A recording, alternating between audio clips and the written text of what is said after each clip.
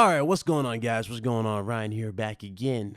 All right, so Crackdown 3. This is going to be about that. Now, we're going to have a nice little discussion about it. Obviously, the game is not out yet, right? The reviews are not out yet, so therefore, this is not a review at all. Obviously, I can't review it because the game's not out yet. But I will say this. This game was first shown off back in 2014, ladies and gentlemen. Back in 2014, okay? And we knew for a fact that Microsoft was kind of setting the game up for a few sets of backlash, right? We knew for a fact that Microsoft was putting it on a track where a lot of people were going to doubt it and just, call out a few things. And the reason why was the whole power of the cloud. I'm going to play this for you guys right here as I talk. You guys remember this right here? This was shown at Microsoft's E3 back in 2014, back when they first showed off Crackdown 3. They talked about cloud power and everything of that nature, right? They were showing off the destructibility, X amount of things. You look at the game now, the game does not have any of that whatsoever. And we know for a fact it wasn't going to have that because they literally had to delay the game and redo the multiplayer from the ground up yet again. Crackdown 3 has been a subject of many memes. It has been the subject of a lot of criticism since the game was first shown. And many people just really don't understand what's the point and really what's the point behind Crackdown 3. I'm going to tell you right now, I'm actually on record, okay? I was on a podcast with Mr. Boom and a few other individuals. We all pretty much had a nice conversation involving Crackdown 3. We had a nice little conversation about it, okay? If the game was delayed because they had to get something, right, fine. Get it right, get it to the consumers. But one thing that you cannot do, and I mean this, and the game is like, 10, 11 days away, something like that. Listen, when you do this, okay, if you're not going to put the effort in giving the consumer a quality product, even after the delays, then you're better off not releasing it at all. What's the point of delaying this game X amount of times, pushing it from one date to another if you don't even have the basic, things done, if you don't even have quality in the game. Now, many people are actually blaming IGN for this, ladies and gentlemen. They're blaming IGN.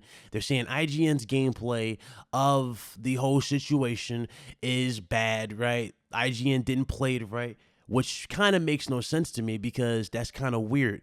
The fact that a game needs to be played a certain way is a little absurd if you ask me. I don't think that's proper at all. If we have to play a game a certain way, then what's the point in, getting these games if we all had to play the same way as somebody else you see presenting the game?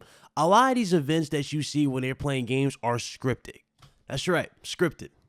Every game that you've seen in terms of gameplay, from games like Killzone Shadowfall when we first showed the PS4, from Uncharted 4 when we first saw the actual legit gameplay where the game actually crashed, all that stuff is scripted.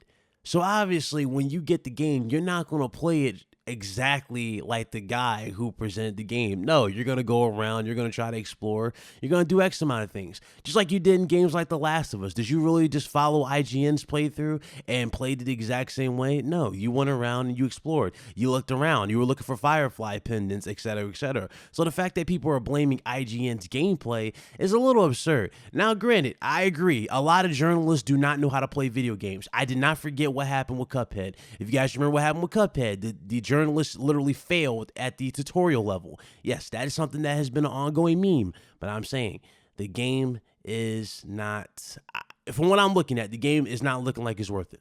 It's not. And the game has been delayed numerous times. So if a game's going to get delayed this many times and no effort is clearly going into it, what's the point of releasing it? What's the point? We got new consoles that's on the horizon, right? 2019 is looking to be the year for big announcements for not only new projects, but also new machines. 2019 is obviously going to be for PS5 and Xbox. I'm pretty sure Microsoft might actually go and reveal their console or specs or whatever at E3. You never know. You really never know, even though rumors are saying they're going to come out later. It is what it is. But you get what I'm saying. This is ridiculous. The game should not be in this state. It should not be. If this game, and again, this is going back, right? Because I remember, everybody knows exactly what I'm about to say. But if you guys remember a game that came out recently, which was the subject of something as petty as puddles, Spider-Man. There was a constant bickering. There was a constant discussion.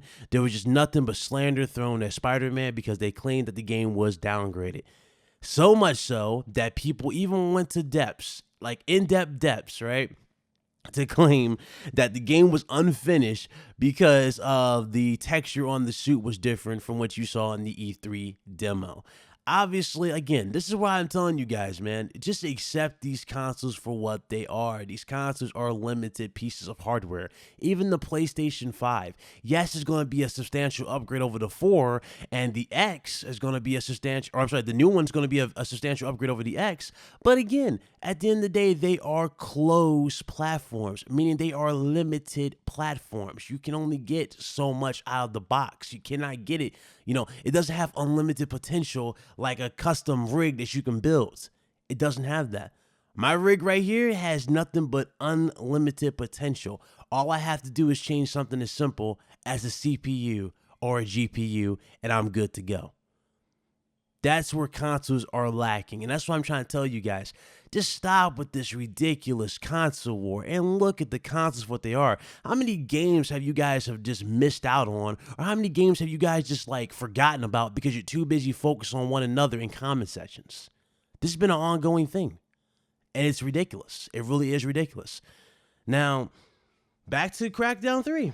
Again, if I compared this to Spider-Man, it's basically the same thing. People talk about downgrades. People talk about the game not having this, that, and the third. For example, Spider-Man does not have a dynamic night-to-day mode or night-to-day feature, right, where it transitions to night and day. It doesn't have that. But people complained about that and made a big deal about it. So if Crackdown's doing all this, then how come that same energy is not shown towards Crackdown? Why are we making excuses saying that, oh, it's the person who's playing the game, when the reality is that usually makes no sense, or that usually makes no difference, and at the end of the day, it doesn't make no sense. We shouldn't be blaming gamers at all for the fact that a game does not look good or up to par. For example, are you going to blame a gamer for Aliens Colonial Marines? No. You're going to blame the developer because the game was trash. It was not optimized properly. It was not done properly. I'm just saying.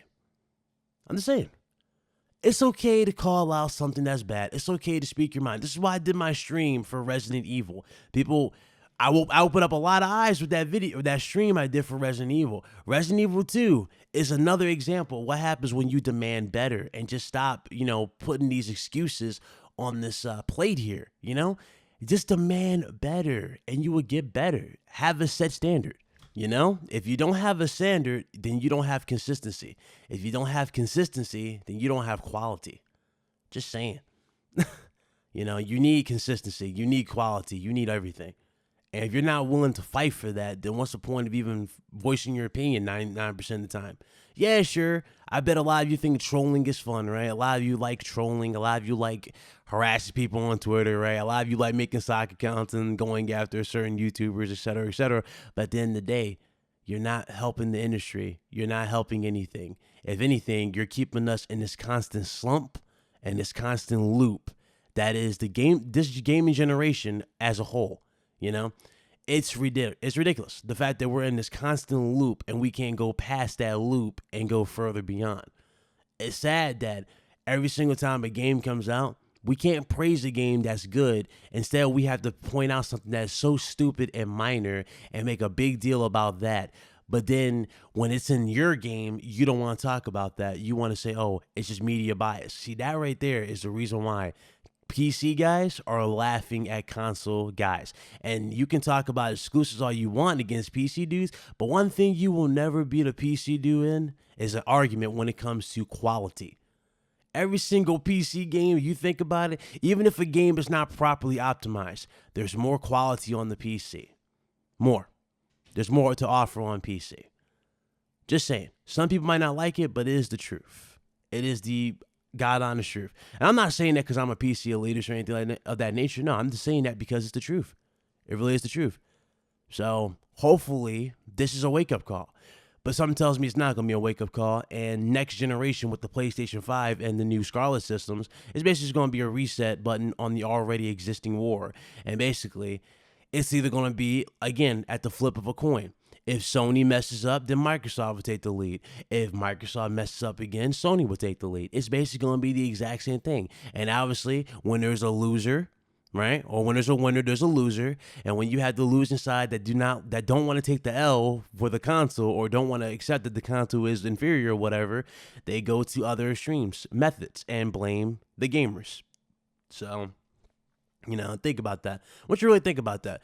To all the people that you guys might watch that say, oh, gamers need to stick up and all that, how many of these supposed gamers who do these particular videos and demand from you to do better, how many of these little, supposed guys that care for your interests, how many of them actually, number one, are gaming, number two, are actually setting a proper example? You see, it's okay to say we need to step up, right? But when you're lying through your teeth every single day and you put up clickbait and don't even want to acknowledge that you're a liar or even acknowledge your audience when they tell you that you're wrong, then obviously you're not in it for our interests. You're in it for your interests.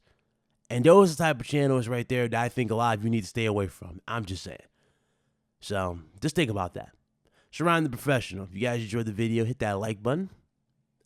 Subscribe if you are new. I will see you guys later. All right? Deuces.